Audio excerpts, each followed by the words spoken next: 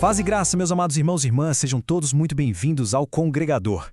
Hoje, a gente vai mergulhar fundo numa história de negociação, uma história de tensão, bem ali, na beira da Terra Prometida, lá no livro de Números, capítulo 32. Vamos descobrir juntos uma das mais incríveis lições sobre liderança e, claro, sobre compromisso que a palavra de Deus nos oferece. Pois é, a nossa história já começa com um dilema que coloca tudo em risco. Pensa só. Às portas da grande conquista de Canaã, de repente surge um pedido que ameaça dividir toda a nação. E aí fica a pergunta no ar, que eu quero que você pense junto comigo. O que foi aquilo? Um ato de puro egoísmo ou, quem sabe, um plano realmente sensato? Vamos investigar isso. Então vamos visualizar a cena.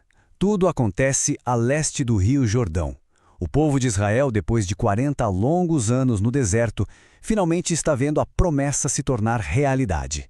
Mas é exatamente ali, naquela terra fértil, que duas tribos enxergam uma oportunidade que parece boa demais para ignorar. Olha só, as tribos de Ruben e Gade, elas eram muito abençoadas por Deus com rebanhos imensos. E quando eles olham para aquelas pastagens, para aquelas terras de Jazares, de Gileade, eles veem o lugar perfeito, o lugar ideal para suas famílias, para os seus bens, para tudo prosperar. Era um pedido, sabe? Lógico, prático, um pedido que vinha do desejo de cuidar daquilo que o próprio Deus tinha dado a eles. E é aí que eles chegam diante de Moisés e fazem o pedido com essas palavras, que são assim muito impactantes. Não nos faças atravessar o Jordão. Tenta imaginar o peso dessa frase. Não era só um pedido por um pedaço de terra, não. Era um pedido para ficar para trás, para se isentar da batalha final, da conquista unificada da herança de todo o povo de Israel. A reação de Moisés, ela é imediata e é dura. Mas, meus irmãos, a gente precisa entender que não era só raiva, era a dor. Era a memória de um líder que já tinha visto a incredulidade, a falta de fé, destruir uma geração inteira. Era o eco de um fracasso que ainda assombrava a memória de todo o povo. Moisés olha para aquele pedido e enxerga ali o mesmo espírito, o espírito de covardia, de egoísmo, que tinha levado àquela tragédia anos atrás. A pergunta que ele faz é um soco no estômago deles e de todos nós. Quer dizer que os seus irmãos vão para a guerra, vão arriscar a vida pela promessa de Deus, enquanto vocês ficam aqui confortáveis e seguros? Ele tinha pavor que essa atitude desanimasse a nação inteira de novo.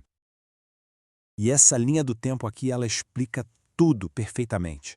A fúria de Moisés vem daquela memória terrível de Cades Barneia. Vamos lembrar juntos? Primeiro, os espiões foram enviados a Canaã. Depois, o que aconteceu? Veio aquele relatório terrível, desencorajador, que encheu o povo de medo. E qual foi a consequência disso tudo? 40 anos vagando no deserto. Moisés não ia, de jeito nenhum, permitir que essa história se repetisse. Mas é aqui, meus amados, que a história tem uma virada. E que virada brilhante! As tribos de Ruben e Gade não ficam dando desculpas, não tentam argumentar. A resposta deles é um compromisso. Um compromisso ousado. Uma proposta que simplesmente transforma a situação inteira.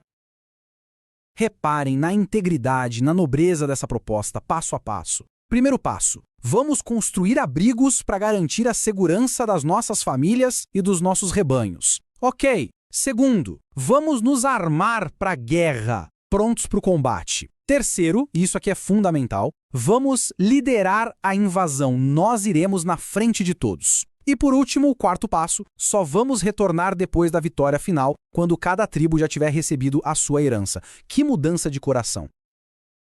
Esse slide aqui mostra como essa transformação foi profunda. Eles saíram de um "não nos faças atravessar" para um "nós atravessaremos armados na presença do Senhor".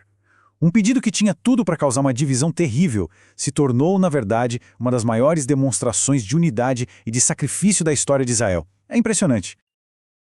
E Moisés, como o líder sábio e guiado por Deus que ele era, ele percebe a sinceridade deles. Mas ele não aceita só a palavra. Ele transforma aquela promessa numa aliança sagrada, num juramento diante de Deus, com condições muito, muito claras. O que foi estabelecido ali, meus irmãos, é o que a gente chama de aliança condicional. Ou seja, a herança deles naquela terra de Gileade não era um presente garantido incondicional.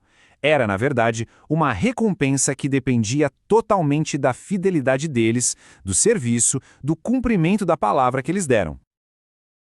E as consequências, elas estavam bem claras, como a gente vê aqui. A condição era, se cumprissem o juramento, a consequência era receber a terra de Gileade como herança. Mas, se quebrassem o juramento, a consequência era dupla. Primeiro, perder a terra e, o que é muito pior, pecar gravemente contra o Senhor. O futuro deles estava literalmente dependendo da integridade daquela promessa. Então, a lição central dessa narrativa poderosa, ela ecoa até os dias de hoje.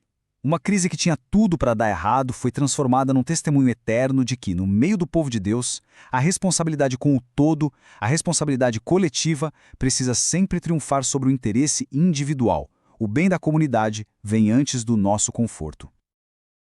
E a gente termina com essa reflexão, que eu quero deixar no seu coração. O que é que nos define de verdade como povo de Deus? Será que é a terra que a gente possui, as bênçãos que a gente acumula? Ou será que são as promessas que a gente cumpre? É a nossa integridade diante de Deus e dos nossos irmãos que realmente importa. Que a palavra de hoje possa nos inspirar e nos transformar. Amém?